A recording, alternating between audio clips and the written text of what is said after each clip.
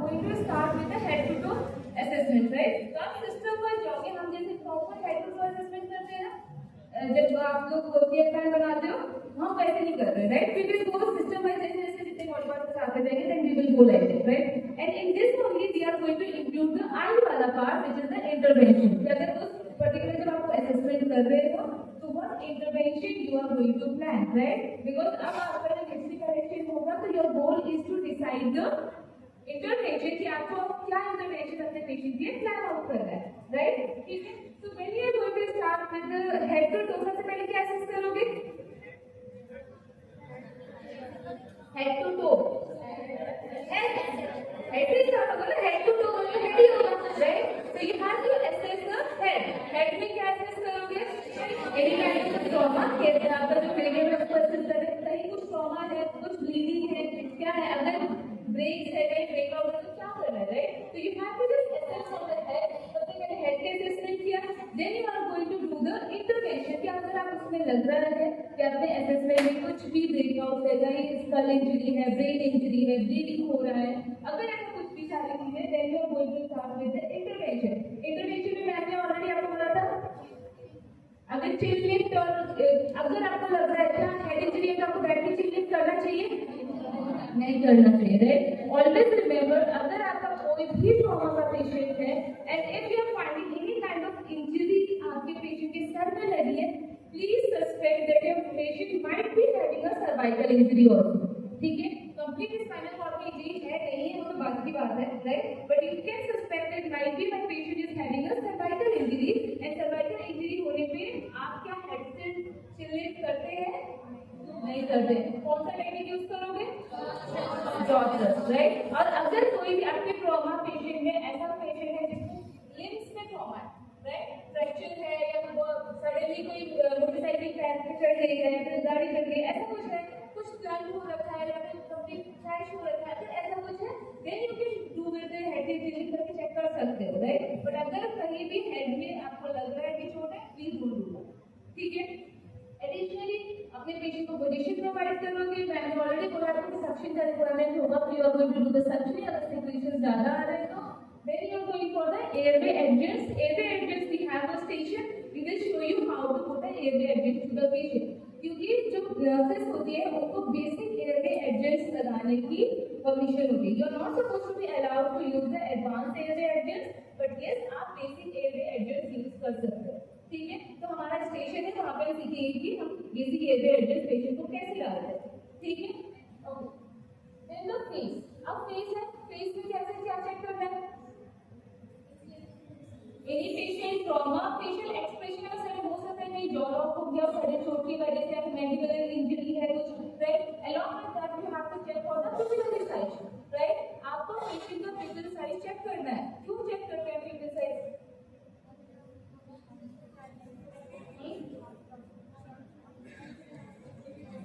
Pupil size indicates your brain injuries. अगर brain injury मेरे अंदर कुछ है ना, तो you will be able to get to know with the pupil size also, right? अगर आपके पेशेंट को कहीं भी अगर लग रहा है आपको कि pupil dilatation हो रहा है, सबसे पहले अगर dilate हो रहा है मतलब तो your condition is already deteriorating, right? तो आपको वो भी चेक करना है।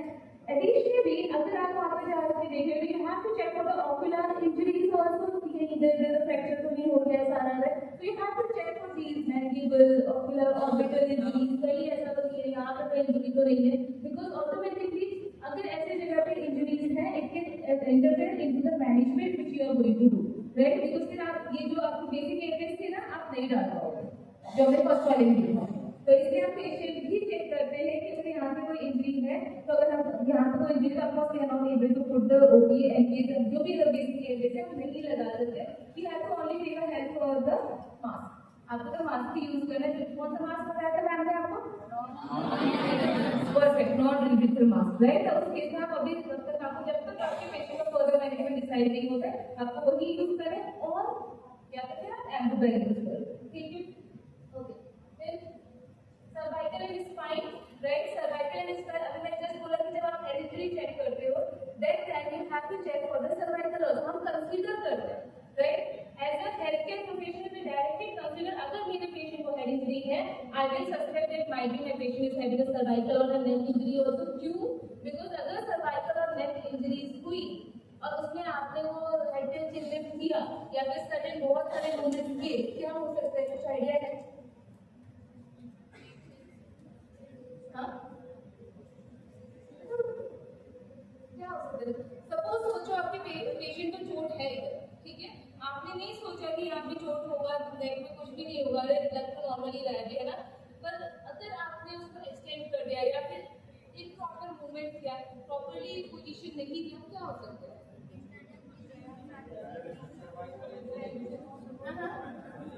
पैरालिसिस हो सकता है।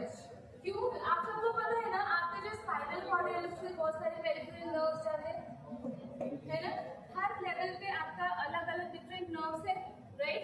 सर्वाइकल लेवल पे अलग है, पॉलिटिक पे अलग है, लंबर पे अलग है, आपका सेक्टर पे अलग है, सारे अलग, राइट? तो अगर आप पेशेंट का नेक मूवमेंट करते हो और अगर मैं बहुत स्पेसिफाई करके बताऊं, अगर नेक रीजन को अगर आप मूव करते हो at the time of injuries या suspected injuries, there is a chance your patient lungs will get collapsed.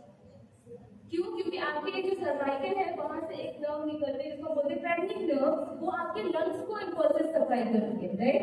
And अगर अब वो कंप्रेस हो गई तो आपके जो लंग्स है उसको इम्पल्सेस नहीं मिलेगा। आप सोचो अगर आपके लंग्स को इम्पल्सेस नहीं मिल रहा है तो क्या करना है? वो कर पाएगा नहीं। और अगर आपका लंग्स कोलैप्स हो गया तो your patient will underwent into a respiratory arrest. आपके किसी और चीज से बचाने के चक्कर में कुछ और कर दिया, right? So you have to be very careful in trauma condition. कुछ भी करने से पहले इसमें बोलते हैं कि नहीं भी लगी है ना, नहीं भी दिख रहा है तो भी सस्पेक्ट कर लो कि भैया लगी हो सकती है। जब पेशेंट प्रॉपर्ली सारा एक्सरे-सीडी एमआरआई सब करा के जब आप फाइनलाइज हो जाओगे अच्छा कुछ नहीं लगा है, फिर ठीक है, तब चलो मूवमेंट करते, otherwise you can use the cervical collar focus ताकि आप इमोबाइल कर सको नेक और बात। देन द चेस्ट में मैम ने आपको पता है, राइट? चेस्ट ट्रॉमास में बहुत बार ऐसा होता है कि the patient will show different type of complications, right? तो चेस्ट में आप जब भी देखते हो you have to look for any kind of open wound या ओपन वुंड आपको कुछ दिख रहा है चेस्ट पे, या फिर पेशेंट का चेस्ट एक्सपेंसिव क्या प्रॉपर हो रहा है या बायलैटरल है। तो अगर आप किसी पेशेंट का चेस्ट ऐसे नॉर्मली देखते हो, आप खुद का भी चेस्ट नोटिस करो अपने फ्रेंड्स के चेस्ट पे ऐसे देखो तो जब वो सांस लेते हैं कंप्लीट चेस्ट ऊपर जाती है, कंप्लीट नीचे आती है, राइट? अगर कहीं ट्रॉमा कंडीशन है या फिर कहीं लीक हो रहा है ट्रॉमा की वजह से तो आपको बायलैटरल चेस्ट नहीं मिलेगा, राइट? तो यू हैव टू फोकस जब आप पेशेंट का चेस्ट देखते हो क्या बायलैटरल चेस्ट हो रहा है, क्या ओपन वुंड है। अगर ओपन वुंड है तो दिमाग को पूरा कंप्रेशन और आपको करनी पड़ेगी। एडिशनली अगर कुछ ओपन वुंड नहीं दिख रहा है या फिर बायलैटरल चेस्ट में ब्रेक है but patient was complaining of chest pain कि दर्द है, पेशेंट ऐसे पकड़ के बैठा हुआ है, then you have to also use the stethoscope and just hear the sounds। पर चेस्ट के जो साउंड है, लंग साउंड है, वो नॉर्मल है या नहीं है, राइट? कोई ब्रेकिंग साउंड तो नहीं आ रहा, कहीं कुछ ब्रीदिंग नहीं है, कहीं ऐसे तो नहीं लग रहा कि कुछ एयर लीक हो रही है, right? So you have to use this stethoscope and then you just try to find out क्या कुछ abnormal sound आ रहा है, राइट? तो वो आप उसमें ऐसे करोगे, right? Then along with that, अगर आपके पेशेंट का चेस्ट में ऐसा कुछ हो रहा है, ऐसा कुछ भी लग रहा है, then you have to send your patient for a chest CT।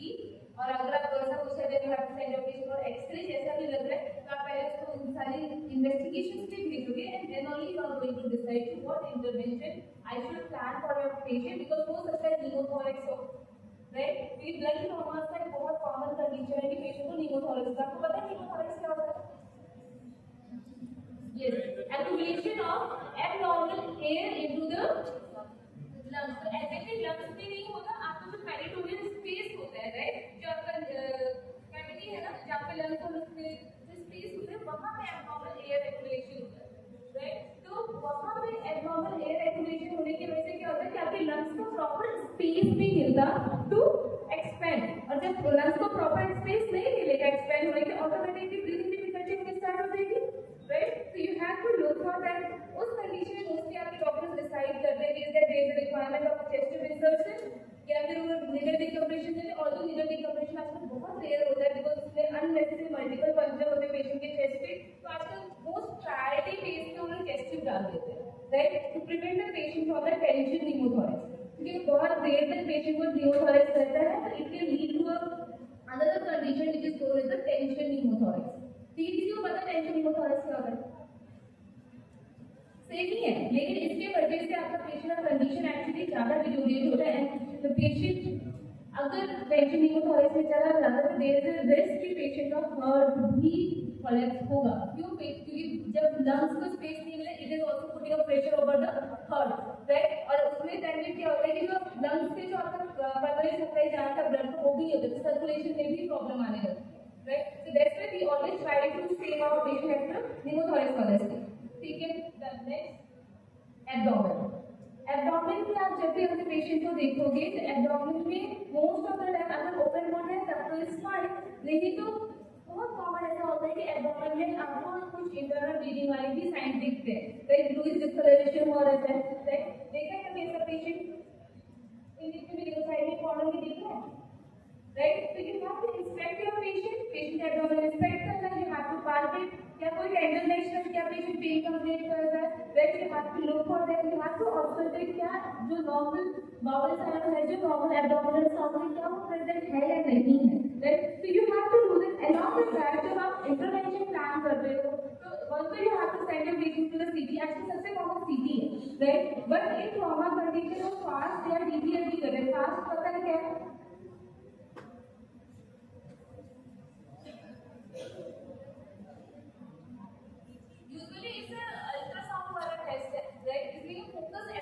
करते रहते हैं sonography eight the time of trauma, regular base पे नहीं होता, ठीक है। बट यस आजकल most of the time preferred रहता है कि डायरेक्टली पेशेंट को सीटी में भेजो अननेसेसरी टाइम वेस्ट करने की जगह पे, राइट। सो इफ आपके हॉस्पिटल में फास्ट होता है then also is good because आप इसमें फोकस असेसमेंट करते हो अलोंग विद द डीटेल जिसमें कि क्या करते हैं दवाज करते हैं, राइट। सम एनएस और जैसे फ्लूइड जो ट्रॉमा वाले प्लेसेस होते हैं ना वहाँ पे इंजेक्ट करके इन्वेसिव प्रोसीजर है, तो इसलिए हो सकता है कि might be you have not seen these kind of procedure, ऐसे बहुत फ्रीक्वेंट नहीं भी देखोगे because it's invasive procedure. They have to take up and they have to put the fluid into the space and then they have to look कि वहाँ पे जो भी फ्लूइड जो प्रेजेंट है नहीं है, लीक तो नहीं हो रहा, ज्यादा तो नहीं हो रहा, क्या है वो सारे, वैसे they have to go for that. Then next okay pelvic में you have to just look for the pelvic, inspect the open तो नहीं है या फिर कोई फ्रैक्चर तो नहीं है, तो you have to look for the pelvic। बीच में भी अगर आपको लगता है pelvic के केस में हम बहुत कुछ नहीं कर सकते, in case of any kind of a pelvic injury सबसे important part is you have to immobilize the pelvic region। आपको उसको immobilize करना है and then there will be a surgical intervention to be planned, right. तो आप जितना कर सकते हैं, अगर आपको लगता है कि मुझे pelvic injury है please immobilise that area, pelvic binders भी आते हैं जो भी आपके पास अवेलेबल होता है उनके यूज करते, राइट। ओके सो पेरिवियम, अगर आप पेरिवियम देखते हो तो you have to look for the ecchymosis that bluish discoloration, right. आपको वो चेक करना है, रेक्टल एग्जामिनेशन करना है, वेजाइनल एग्जामिनेशन करना है। इन केस अगर कहीं से भी ब्लीड हो रहा है तो आप उस केस में पेशेंट को कैथेटर वगैरह इंसर्ट नहीं कर सकते, right? So if there is any kind of bleeding from those areas, like body level and urine analysis करेगी या फिर urine analysis करेगी, आप इसको चेक करते हैं, right? Depending अगर bleeding हो रहा है तो bleeding management what else you are going to do, but अगर ऐसा कुछ हो तो catheter insert नहीं करेंगे। अदरवाइज आप trauma condition में देखो जैसे ही patient आता है उससे पहले catheter वगैरह डाल के उसको ready करते हैं, right? So then when you are going to put the catheter, that time only you can just analyze कि अगर bleed वगैरह हो रहा है या एकाइनोसिस है कुछ ऐसा है तो you have to inform to the doctor who is present over there. Okay, clear everyone? पीछे clear है? Okay. Extremities में सबको पता है जैसे extremities है then you have to look for the fracture, right? कहीं कुछ टूटा तो नहीं है तो you have to just look for the joints movement, patient का proper सारे joint move हो रहे हैं नहीं हो रहे हैं, you have to look for, you have to palpate for the crepitus sound also कि अंदर में ऐसे वाले sounds तो नहीं आ रहे, कुछ injured area तो ऐसे लिखते हैं। कहीं ऐसा तो नहीं कंपार्टमेंट सिंड्रोम हो रहा है, पता है कंपार्टमेंट सिंड्रोम क्या होता है? कंपार्टमेंट सिंड्रोम में प्रेशर जनरेट हो जाता है in between the muscles, right. तो अगर ऐसा कुछ होगा, आपने देखा गवर्नमेंट ट्रॉमा वाले पेशेंट को ऐसे स्वेलिंग हुई होती है, राइट। पेरिसिस के वाले पेशेंट बोलते हैं कि हिला नहीं पा रहे हैं, कुछ पता नहीं चल रहा, राइट, पेन बहुत ज्यादा हो रहा है, तो ऐसा कुछ कंप्लीट कर रहे हैं तो हो सकता है कि आपके पेशेंट को कंपार्टमेंट सिंड्रोम है, राइट। बिकॉज सडन प्रेशर और सडन चोट लगने की वजह से ये सारी चीजें होती है कि वहाँ पे या तो कई बार ऐसा होता है कि पैरालाइज्ड भी हो जाता है वो लोग, right. So you have to just look for those things also. अगर ऐसा कुछ है तो फ्रैक्शन और वो सारे यूज कर सकते हो, आप फ्रैक्शन यूज कर सकते हो, इमोबिलाइज कर सकते हो पेशेंट की जितने भी एक्टिविटीज है and then you have to just send your patient for any kind of जो अगर experience sufficient just send the patient for भी शायद अटेंडेंस वगैरह भी कुछ इन्वॉल्व हो रहे हैं, सब कुछ चल रहा है, तो then you can even send for the CT scan, right. But other activities में जो होता है प्रायोरिटी हमारे में रहती है कि फोटो टेस्ट से उतने में हमें समझ में आ जाएगी व्हाट इंटरवेंशन और what management we need to plan for the patient, ठीक है। Then you have to look for the back and posterior surface. Back में देखना है कोई इंजरी तो नहीं है, अगर इंजरी है या फिर you are suspecting that might be a spinal cord injury है, in that case you have to always use a log roll technique. कुंदा पता है सबको, डबी का कुंदा देखा है, मोटे-मोटे जो लकड़ी वाले होते हैं, कैसे उठाते हैं वो लोग? हाँ? एक कंप्लीट आपको हर दोनों साइड से इसको प्रॉपर वो देना पड़ता है, लुढ़काते हैं, ऐसे पूरा उठाते नहीं है, रोल रोल रोल करके नहीं दे जाते, और जिस जगह पे उठा के रखना है then they need multiple person तक उठा के रख दो उसको, राइट। सेम अगर आपके पेशेंट को कोई स्पाइनल कॉर्ड इंजरी या फिर आपको लगता है कि बैक में कहीं इंजरी के चांसेस है, तभी भी पेशेंट को जब ट्रांसपोर्ट करते हो ट्रॉमा स्टेज में जाते या फिर आपके पेशेंट को एक पर्टिकुलर बेड से शिफ्ट करना है to the stretcher to shift the patient to the CT scan और somewhere, please always practise the log roll technique. जैसे कुंदे को करते हैं, दोनों पैर एक पास किया, हाथ दोनों ऐसा रखा है, देन बस जुड़ता है, and you need a spine board और जो आप उसके नीचे रखोगे सो दैट कि कोई भी बॉडी पोस्चर चेंज ना हो, कंप्लीट स्ट्रेट ही रहना चाहिए। क्यों? क्योंकि अभी जो एक आपने बोला था ना पैरालिसिस वाला, वो चांसेस बहुत ज्यादा है, राइट। तो अगर आपने गलत पोस्चर किया पेशेंट का, your patient might be paralysed because of that, क्योंकि अगेन आपके जो नर्व्स होते हैं वो कंप्रेस होने के चांसेस होते हैं, patient might be paralysed because of that, right. तो आप जब पेशेंट को मूव करते हैं you have to be very careful and you have to always use the long roll technique. वो हम आपको स्टेशन की टाइमिंग है, अगर आपको रोल करना है तो आप कैसे करोगे, ठीक है। And then as you have just identified, you have to just transfer your patient to the trauma center, या फिर अगर ऑलरेडी यहाँ पे है आपके हॉस्पिटल में ट्रॉमा सेंटर है then well and good, ठीक है।